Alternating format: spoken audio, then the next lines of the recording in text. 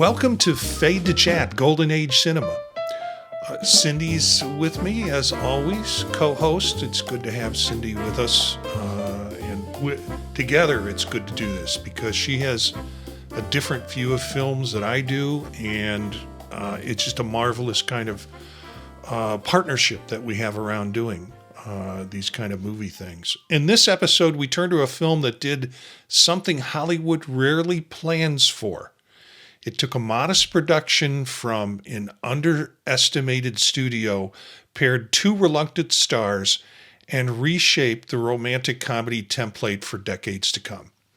We're talking about Frank Capra's It Happened One Night from 1934. This was, I think, the actual first film I saw in my first film course when I was an undergraduate.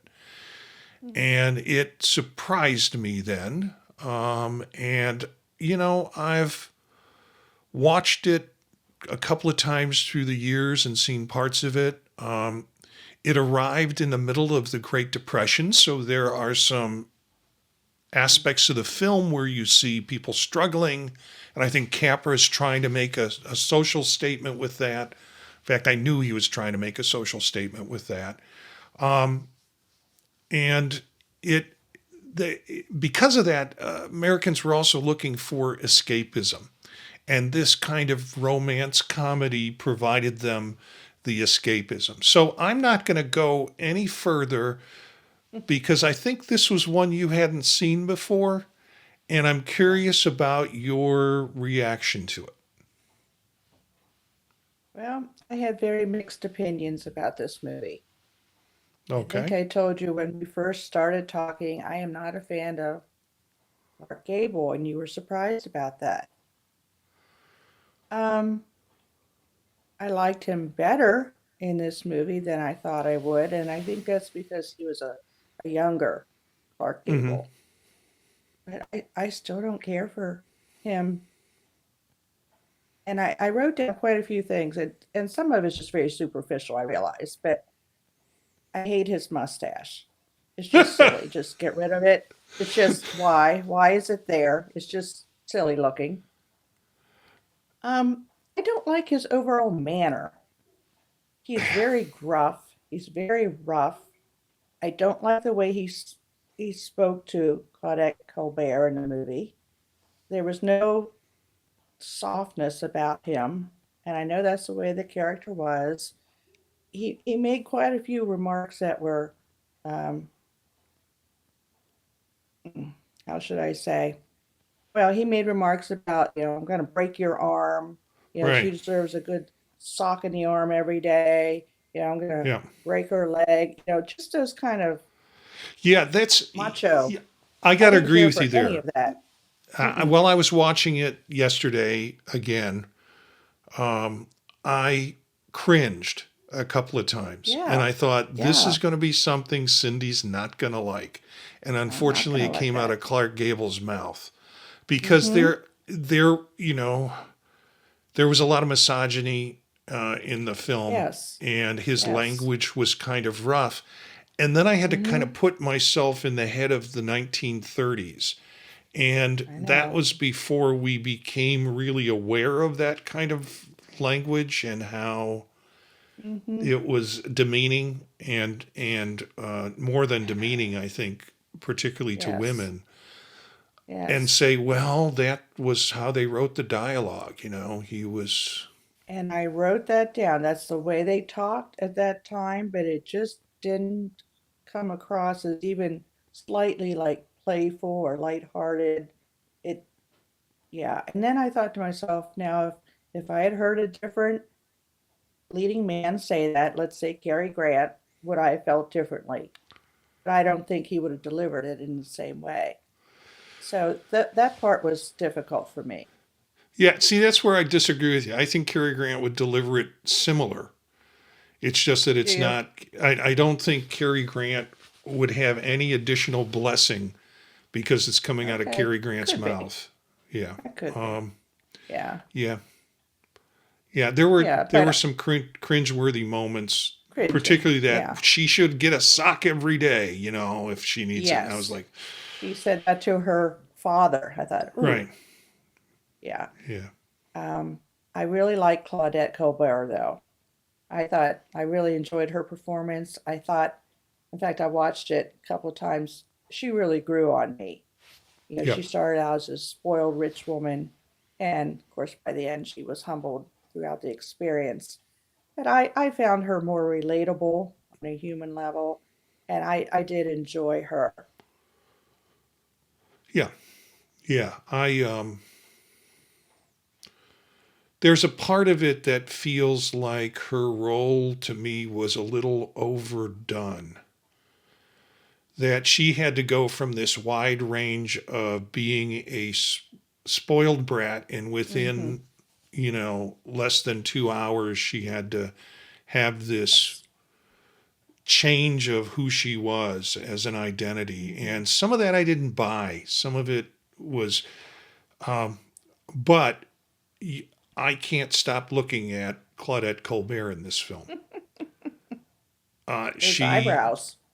well, yeah, the eyebrows, the pixie haircut or whatever you call it. Yeah, yeah. Um, yeah, so she, and as I mentioned in the beginning, both of these artists were reluctant to get into this film.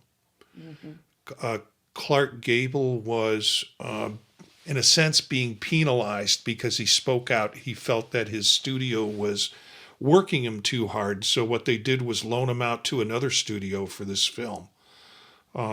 And so that was a challenge. And I think Claudette Colbert was not too excited about doing this film either. Yeah.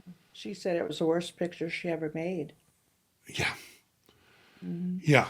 And I don't get that. I don't know why she felt it was, in terms of her comments, that it was the worst picture. Then she goes on and wins an Academy Award for it. Hmm. Um, and this was the first film to capture Hmm. the whole slew of Academy Awards: the Best Director, Hmm. Best Actor, Best Actress, and what else? They won Best Best screenplay. Screenplay, yeah, Hmm. Best Picture, Best Yeah. Actor, Best Actress, and Best Director. Right. So it's one of the three films to win the Grand Slam, as they call it. And then others Hmm. were One Flew Over the Cuckoo's Nest. I don't Hmm. know. I actually was in a production of that when I was younger, and Really? kind of, yeah, yeah. I Oh, did some stage stuff, okay. and Ken Kesey's work is interesting, but I didn't really care for that film, and I think I really didn't care for Jack Nicholson in that film. Mm. And then the other one was Silence of the Lambs, which kind of captured Oh, all of that. mm. For That's those a, listening to the podcast, you just mm. missed Cindy's expression. Yeah. It said That one Silence I of the can Lambs. barely watch. Oh my God. Yeah, that's a tough one. Yeah. That's a tough Um, one. Mm. yeah. There was also, I think, some other Oscars that came out of this, or at least nominations that came out of this. I recall reading something about the dress designer. What did you think of her wedding gown? Didn't look like a wedding gown to me. It's so slinky. Yeah, well, It she looked had more, two. She had the one she jumped off the boat with, and then yeah, she had the that's one at true. the end, Yeah, it's which very was hmm, very slinky, very sexy. Like, and it just very didn't look like a satin, wedding. lots of Yeah, satin. I mean, very it's all satin. satin. Yeah, yeah. If she hadn't had a veil with it, it wouldn't have looked like a wedding gown to me. Yeah, yeah, I do agree with you. Her character, um, I felt she changed very suddenly. yeah, The one night when they were in the motel, I forget which one it was, and he gave her his pajamas, and then the next morning she was still sleeping. He woke her up and he was cooking her breakfast. And she was just so thrilled. Like, "Oh, aren't you sweet?" And he pressed her clothes, and she said, "Well, aren't you the dearest, sweetest thing?" And it's just like her whole mood changed overnight, and I thought that was kind of strange. Yeah. I think there was the fact that he managed to negotiate surviving through the experience of not having any money, Mm-hmm. pairing them up, making sure that they were safe with the wall of Jericho. Yeah, Yeah, that's where and there was another point in the movie where there's a complete voice change. Where through the whole film she's talking like this, and then mm-hmm. she's lying in the hay and looking up at him while he's all frustrated, and she says something, and it's this very deep voice, Mm-hmm. and I'm like, where did that come from? Yeah, I In noticed the that a character, few times too. Yeah. yeah. Yeah, like So when she just spoke to her father, it was different. yeah, yeah. Yeah.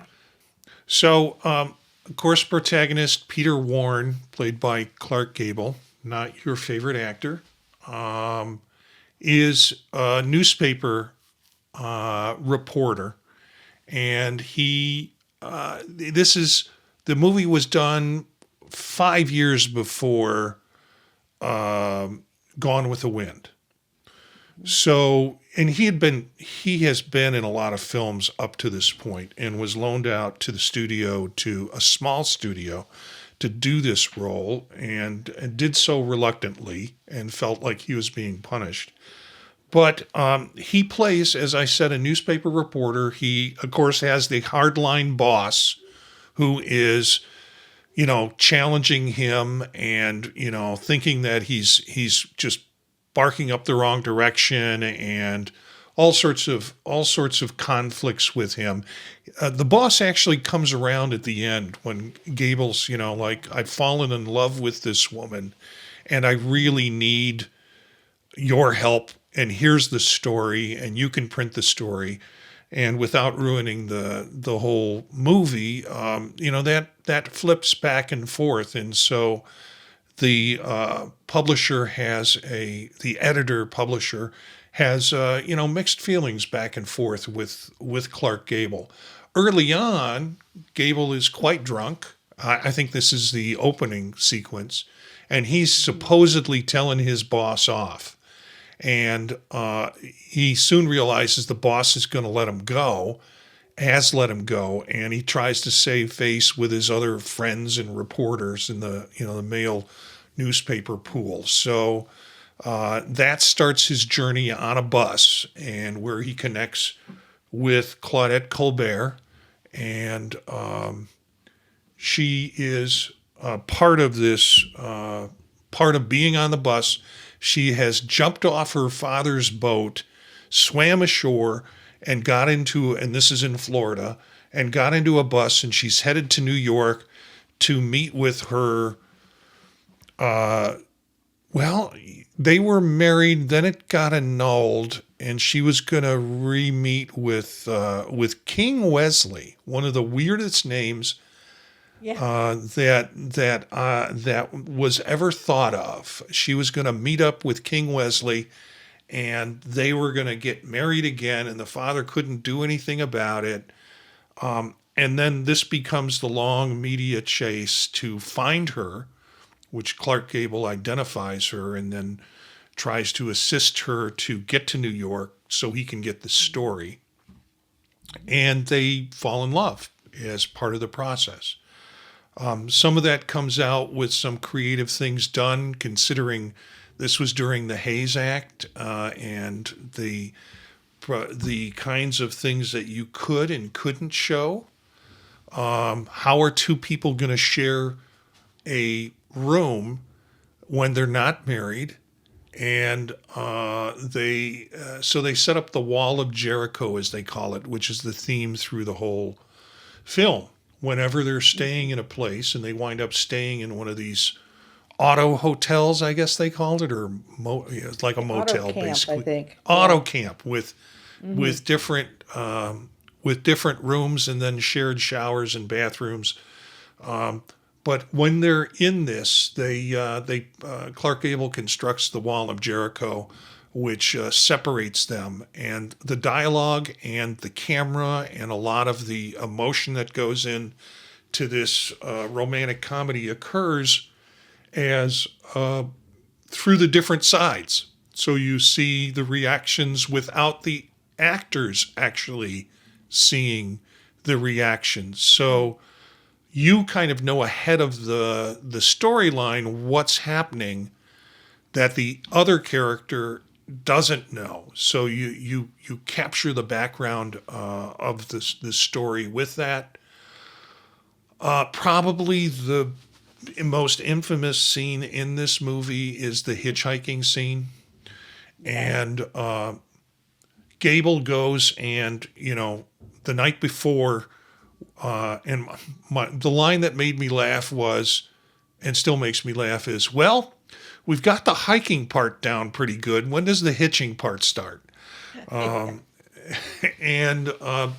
they wind up stopping. And, this picture with Gable with a carrot, he had gone the night before and pulled some carrots out of a farmer's field.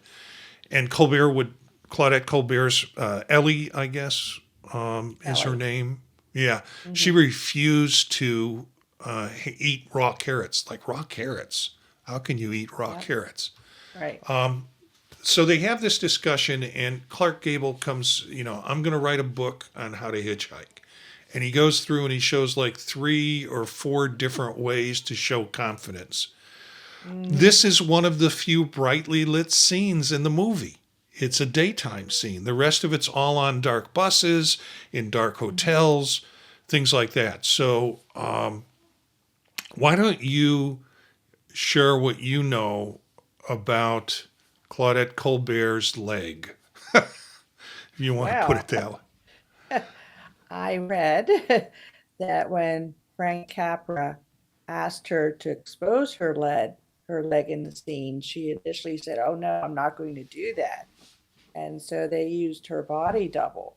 And then when she saw the leg, she said, "Well, that's not my leg." And so then she agreed to do it. And this was one of my favorite scenes. She walks out after his failed attempt. He tried 3 different times to, get somebody to stop, and nobody would stop. So she just kind of walks out and hitches her skirt up and shows her leg, and right away, the car comes to a screeching halt. Guy stops for them, and she said, "Well, I have a system all of my own." Of course, she knew. It doesn't involve any thumbs. Yeah, exactly. Any man's going to stop for that. And like I said, he tried 3 times, and she's just watching him like, "Okay, you go ahead and try, but I think I've got a better way of doing it." Now, I heard an alternate to that story, same story, but Capra chose a body double that really would embarrass Claudette Colbert. And so the body double came out there, and she's like, this isn't going to happen. I didn't know that. And so he worked on her kind of vanity to make to get the shot of what he wanted. Okay. And of course, the infamous shot of her pulling her skirt up and showing her leg, where you can get a full shot, of her doing that, a full scene shot of it. Wouldn't have been possible unless she agreed to do the shot. So you just pick somebody with not so attractive legs, and I assumed it was a heavier leg. And that kind of resolves that part or that problem. Yeah. So a couple of other characters that are in this film. We have got Walter Connolly plays her dad, and Walter Connolly is kind of known during that period of time and has been in multiple pictures. And then Roscoe Karns. Roscoe Karns is Oscar Shapley, the kind of masher guy that's on the bus. But in the shot that we're showing King Wesley, and he just gives me the creeps. He And looks like maybe a it's, gangster. yeah, and he looks really a lot Old, older than Claudette old. Colbert. Mm. And I'm like, I just don't get it. In terms of this, in terms of her, well, she does explain their relationship. She says that Mm. who did she jump? I forget the story, but he saved her from something and then spent the day Yeah, driving it's the her first around. person she met. Yeah, I forget that too because she said she was so used to people telling her what to do and where to go, and he was the first person that allowed her, I guess, to be herself. And I forget the very beginning of that too, but she was telling Clark Gable that story that he was the Yeah, first person she met. So I and think she just jumped on that. She wanted to get away from all the dominance the of her yeah, family, I think. yeah, Hmm. and Walter Connolly, who plays Alexander Andrews, is not. He doesn't care for him. He sees something about Hmm. King Wesley that is opportunistic and basically wants to get his claws into Walter Connolly's, Money. her dad's money Hmm. in the process. And so, but he also realizes that his daughter is not going to let go of this, is not going to forget that what King Wesley means to her until her experience with Clark Gable on the bus and the attempt to, the relationship that develops with him. And they have, she has second thoughts. She expresses them to the father. And then the father, in turn, also, says, you don't have to do this. You don't, and he has a meeting with Clark Gable. And Clark Gable doesn't want the $10,000. He just wants the money he shelled out for her Hmm. expenses along the way. And he realizes, well, this guy's a little rough around the edges, but at least he's a straight shooter. Hmm. And also he challenges Clark Gable to ask him, well, do you love her? And he finally admits that he does. And Right. so we're showing a still shot of the wedding scene in the video version of this where he's walking her down the aisle. And uh, they wind up, well, she has second thoughts at the altar, let's put it that way. Yeah. Yeah, I And enjoyed then you that want to scene talk about the because, end yeah, motif? Yeah. sure. Yeah, because as they're walking down the aisle, the dad's saying, you don't have to go through with this, and I had a talk with, Peter, and he really does love you. And she's just very expressionless at that moment. And you think, okay, is she going to go through with this? What is she going to do? And she gets to the altar, and of course, her fiance, King Wesley, says, I will, when the minister says, we take this woman. And then he asks her, and she gets this really kind of petrified look on her face, and she turns and she runs and rips off her veil. And her father had said to her, if you change your mind, your car's waiting for you at the back gate, which I loved, so she Yeah. knew. She Yeah. knew she had a way out.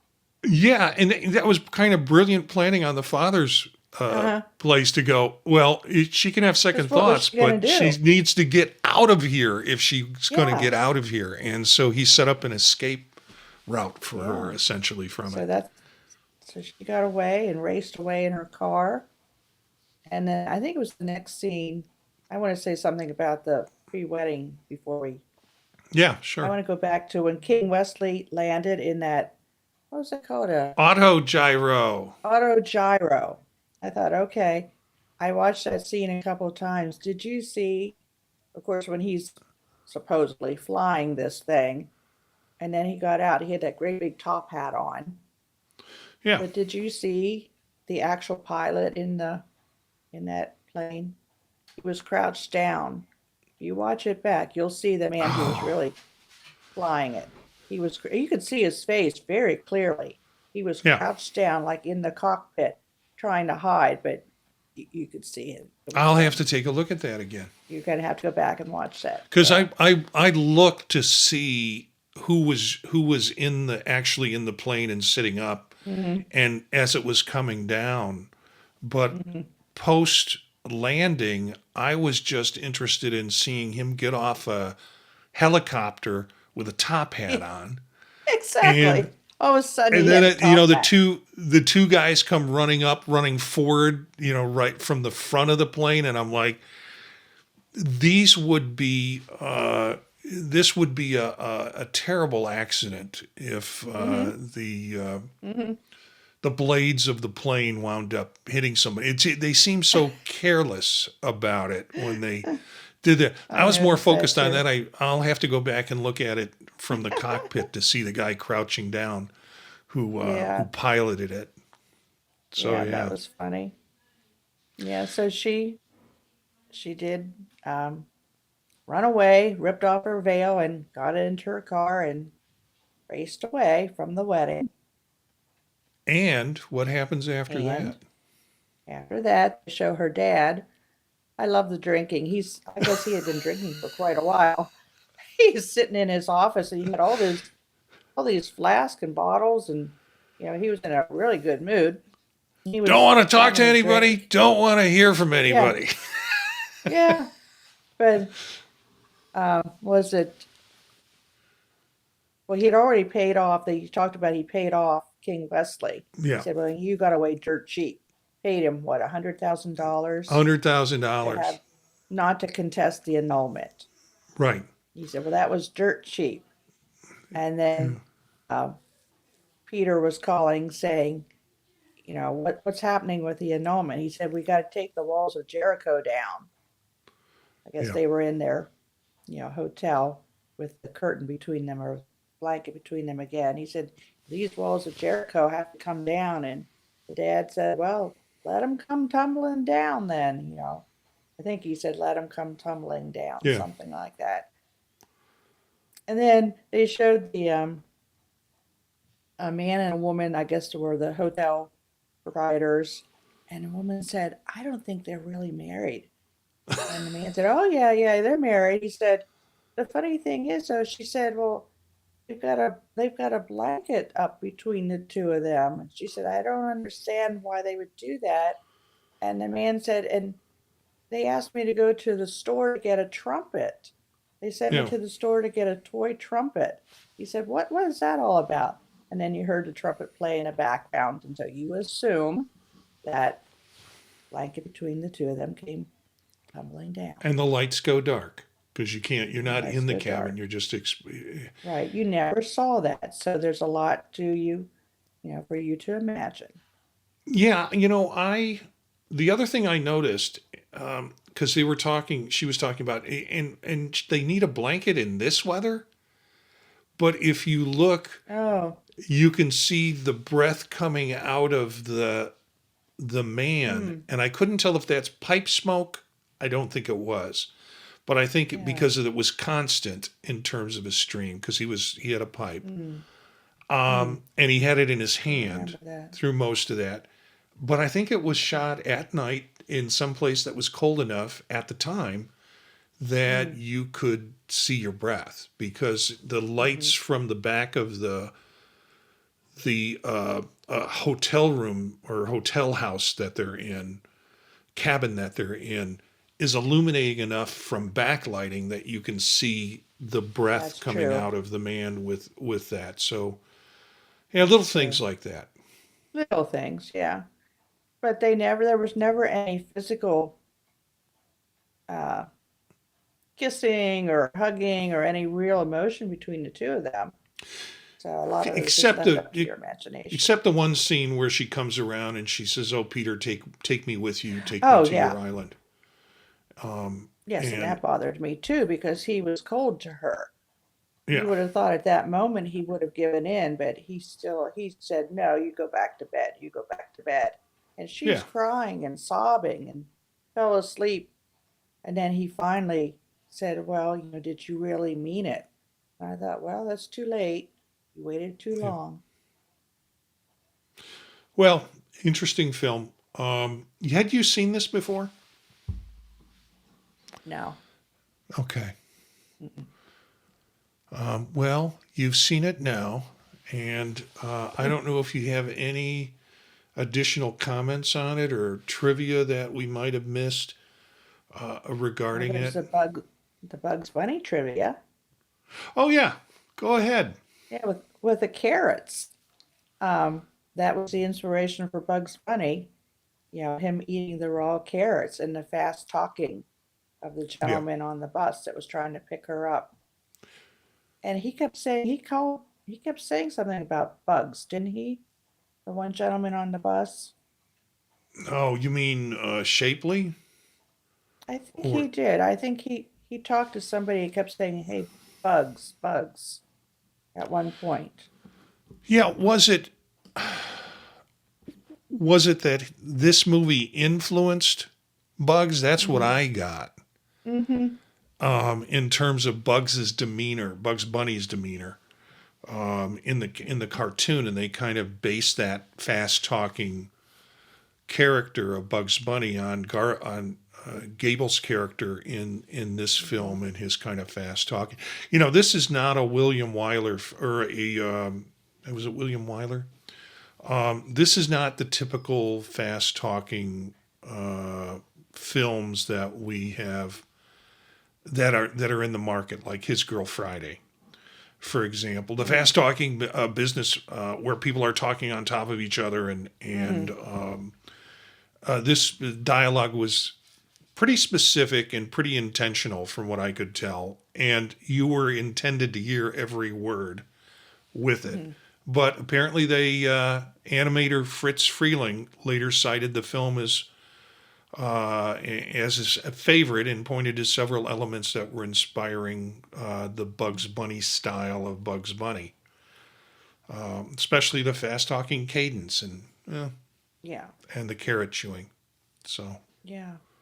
And I read that Frank Capra had a cameo in this movie. I didn't recognize him because I didn't know. I know what? him to hear the name. Frank Yeah. Capra had a cameo in this movie. Did Do you you know know what that? it was? Yes. It's when they were on the bus singing. He was supposedly the third person singing The Man on the Flying Trapeze. Man, I will have to go back and look at that. Hmm. Because, truth be told, I swear to God on Okay. this one, I'll say met Frank Capra Really? when I was taking my courses in film at the University of Illinois Champaign-Urbana. I think I Hmm. mentioned this to you. I was trained by the professor of Roger Ebert, because Roger Ebert was a University of Illinois alum. I didn't know that. Frank Capra was doing a speaking tour and going around to different places, and I can't remember much of it, but the part I do remember was he took questions from the audience, Hmm. and I was going to get a question in. I'd do some quick thinking, and I raised my hand, and he said, "That gentleman there, what's your question?" And I really wanted to know if he paid attention to anything that was going on in modern film or contemporary film, I should say. And I was Hmm. like, what films do you appreciate? What directors do you appreciate? What, that are currently out there that you recognize? And I think he didn't, because his answer was, and it came out pretty quick. His answer was, I appreciate any team that can get together and put together a film. Putting together films are so, and it's sort of like, Hmm. are you telling me that this is what you believe, or are you telling me that you don't know about any contemporaries? Like you've just kind Yeah. of not paid attention to what's coming out in movies these days. And That so, seems yeah, like a that was rehearsed answer. yeah. Well, I don't Yeah. know if it was rehearsed or it was, I've got to move away from giving an answer because I don't pay attention to what movies are out Hmm. there at the time. Okay. But instead, it was like, everybody who makes a movie, no matter how good or bad it is, should be recognized as blah, blah, blah, because it's a really hard thing to do. And so I was disappointed. You know, Yeah. if you meet your heroes, sometimes they disappoint you. And I was kind of disappointed with him and his responses to that. So now I need to go back and see that segment and see that third person singing Man on the Flying Trapeze. Frankly, Yeah. I had it going on a screen, and when they went into that scene, I just kind of went back and did some other things because I knew Hmm. they were going to sing for 15 minutes, and I Yeah. thought, or whatever. It felt Yeah. forever, and I felt, why is this in here? Why are they doing a Well, bus singing three scene? verses. Yeah, 3 verses. Three verses. And then I had to go look him up because I would not have recognized him. And I thought, Yeah, yeah, that surely does look like him. wow. Well, I saw this film for the first time back in 1976. Hmm. So it says you never really forget learning. I mean, you never really stop learning something about movies when you spend Hmm. time with it. So Right. I don't know Do you have a if favorite you, scene in the movie? um, it's got to be the hitchhiking scene. I can watch that Oh, okay. over and over again. It especially the last part where he's doing all of his movements that he already explained to Claudette Colbert how it works, and then the last one he puts his thumb on his nose with his fingers spread, like which is kind of a Yeah. screw you way of Mm, of mm, the cars that wouldn't pick him up. So yeah, yeah. yeah. Mm. What about you? Well, I I had two scenes that I particularly like. I like the scene in the hotel, oh, motel cottage, where I guess the detectives came in Oh looking for yeah, her, and they pretended to have that argument. She yeah, really went into a whole different voice, and they pretended to have an argument like a married couple. And I thought that was really yeah, quite good. And then I guess the motel clerk said, I told you they were a happily married couple, didn't I? After they yeah, had that, terrible argument. And, she's crying, crying, crying, fake crying. And he goes, quit bawling. And he stomped his foot. I thought that seemed more natural to me because yeah. I know it was overdone in there, but it was just like, yeah, that just seemed more of a natural way of talking. And I thought that was funny. Yeah, she switches to a southern accent, and Yeah. they're talking about how somebody wants them to come to Wilkes-Barre Yeah, and Wilkes-Barre, Pennsylvania. Pennsylvania, and Yeah. because her baby is due next month or something like that, Yeah. Yeah. and again it played off of that male dominant domestic violence sort of thing. I ought to Yeah. slug you, and then she cries louder, Uh-huh. and it Uh-huh. was that. I thought the fact that they were able to shift into characters to kind of con the detectives Hmm. away from the scenario kind of established that they were having this connection and this relationship that they could Yeah. Yeah. use their intuition together in a way. But it still was a little cringeworthy that it was Yeah. Yeah, a little bit. I ought to But I thought, well, that was sock you just one. play acting. That was just Yeah, play acting, you yeah, know. The other scene that I liked was, and it was just a very short scene, when she realized she had to go outside to take a shower. She's like, yeah, "What? The shower's outside?" And it reminded me she's walking outside. She kind of skipped a little bit too, and yeah, all these people were looking at her. It kind of reminded me of when I was in college. I was in an all girls dorm, and you had to go down that hall, and we had a big long bathroom and the showers, and sometimes you had to wait in line for your shower because it wasn't always available. But that little girl, when she Claudette had gone to the front of the line not knowing, And Right. she, opened the door and that woman screamed. She said, "Oh, I'm sorry." And they said, "You have to wait your turn." So she goes back to the end of the line, and that little girl turned around and stuck her tongue out at her. Like, that'll serve you. That'll This teach time, you. And yeah, Claudette Colbert stuck her tongue right back out at her, and then she smiled.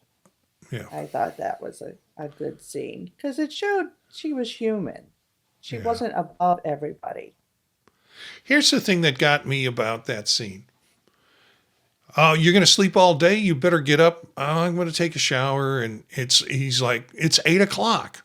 And she gets in, and there's this long tracking shot, as you said, as she's walking past all the cottages. Mhm. People are out like digging up rose bushes. There's playing. I'm Yeah, like, it's 8 o'clock everybody in the was up at eight morning. o'clock.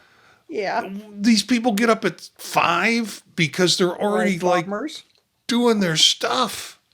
Hmm. Kids are playing basketball or something out in the backyard or out in the yard. Yeah, And I thought, it's 8 o'clock. So yeah, the line at the showers didn't bother me. That's 8 o'clock appropriate. But all the rest of the activity was like a little too much for yeah. I me think it's for a because they tracking just, shot. focusing on her. All eyes were on her because this was so unusual for her to have to go outside to take a shower. You And she know, had I, just I want jumped to off a yacht. yeah, I want to say something that might change your feelings about Clark Gable. Clark Okay, Gable gave this Oscar that he won for the performance I know, in this movie to a child who admired it I know, I and read that. basically telling him that, it was winning the statue that's important. It's not owning it. And apparently, after Mm, Gable's death, the child returned it to the Gable Give it family. back. I read Yeah. that. Yeah. On So, the other hand, he was married 5 times and cheated on all his wives. He was not necessarily a good person yeah. in that Well, respect. Carol Lombard, he was married to Carol Hmm. Lombard, and then Carol Lombard, I think, tragically died. Yes. And she was also married to William Powell, I believe, Hmm. or they were in a relationship.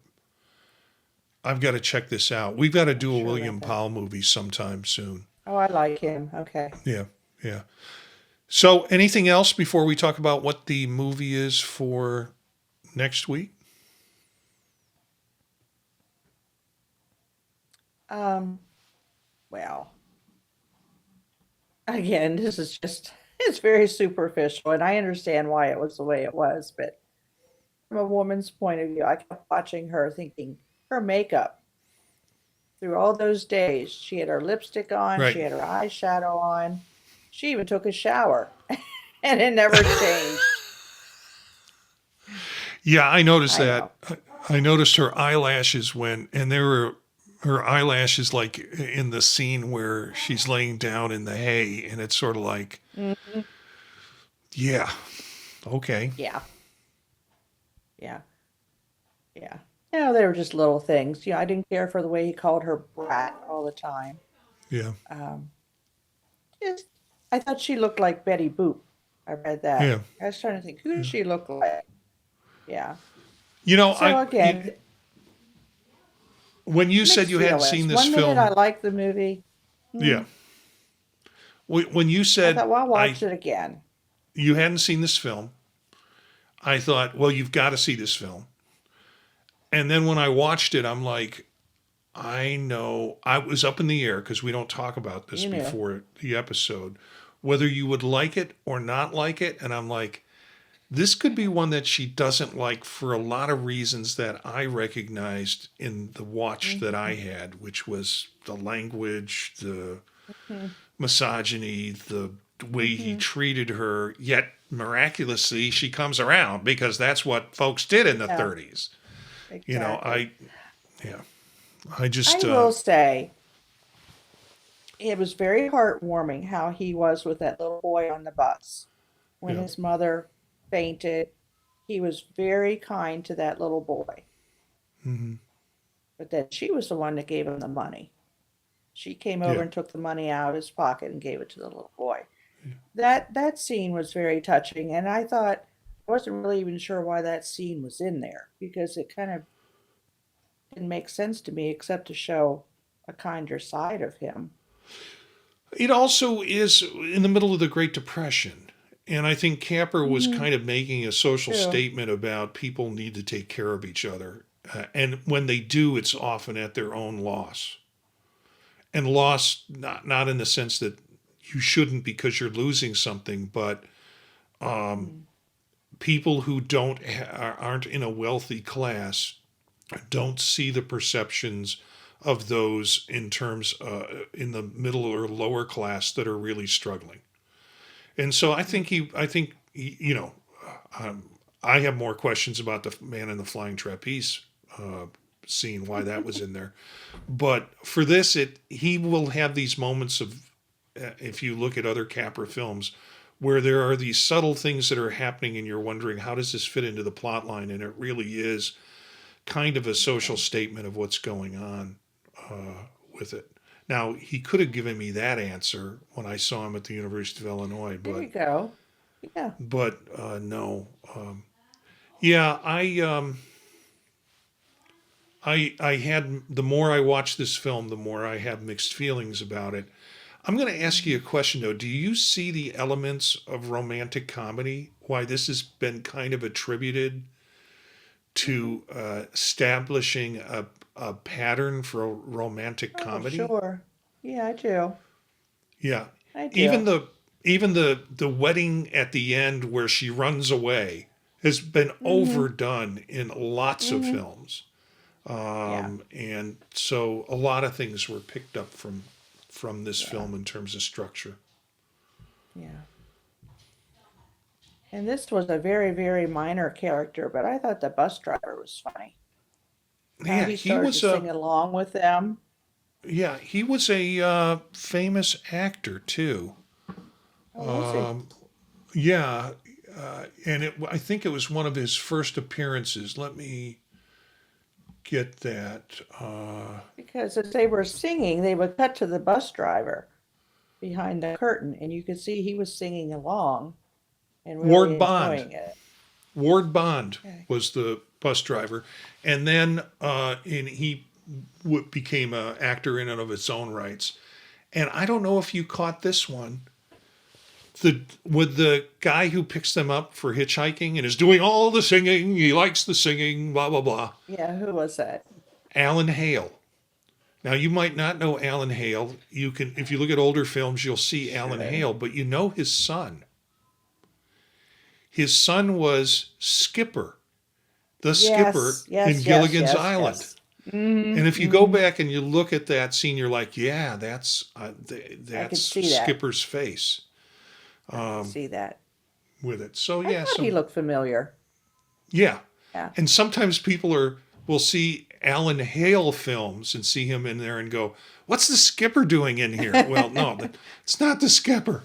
That's not the skipper. And Alan Hale Jr., if you dig into his bio and what happened to him post Gilligan, interesting stuff. He had a restaurant. He would greet people. Hmm.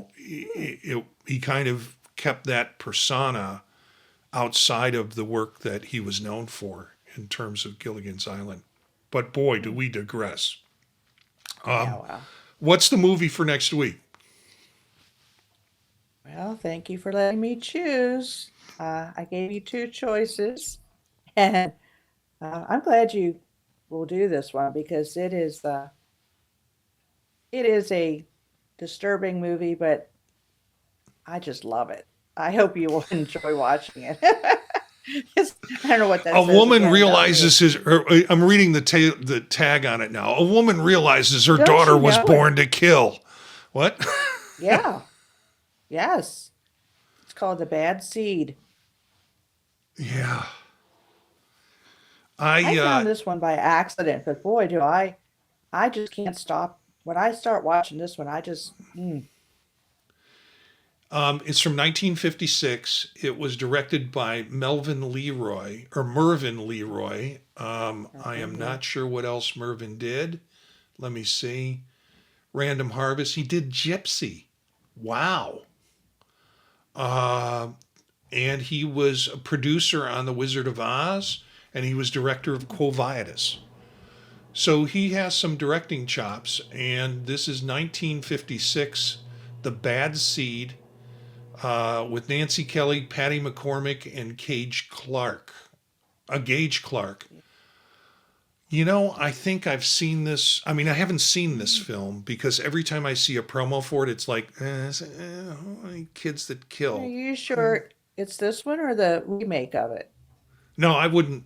No, I know it's not the remake. Okay. It's, Because um, Patty McCormick, the little girl, oh my gosh. yeah. So we'll take a look at that. I go into this reluctantly because it's not the genre of film that I like.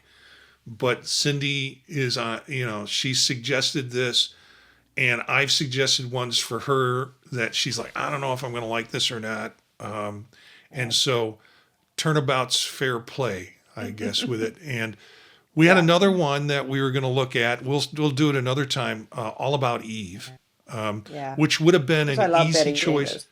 Yeah, it would have been an Mm, easy choice for me to say, yeah, let's do All About Eve. But no, I'm going to my okay. darker side with this, and we'll see. We'll see about The Okay. Bad Seed for next week.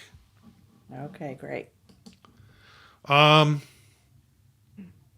so there's a lot of things about it. It happened one night that endure in terms of you've got Frank Capra as a director. He keeps it light through the whole thing, through the whole movie. Humor carries a lot of it. And if you have not seen It Happened One Night, it might be sort of a acid test for you in terms of whether you like this film or don't like this film. It's a screwball comedy. It's often been described as chaos with a happy ending, and it has influenced a lot of romantic comedies and screwball comedies. When I was looking at it yesterday, I wish we could do What's Up, Doc. What's Up, Doc is too late Too in late, in yeah. our period. Peter Bogdanovich's film, which I will watch every once in a while, although I'm not a Barbra Streisand fan at all. Right. That film, I think, is Yeah, just that's a good movie. That's that's a a good good one. movie. Maybe we'll jump the shark and do it sometime. But thanks for joining us on Fade to Chat, and we will be here again in a week or so with another classic from Hollywood's golden age, where style, story, and cultural moments collide in ways that still echo today. Thank you, Cindy, for doing this with me. Such a great Marty. partnership in doing this and having fun with it too, and challenging each other. And thanks for all of you who listen or watch Fade to Chat. And now it's time for us to put another reel on the projector.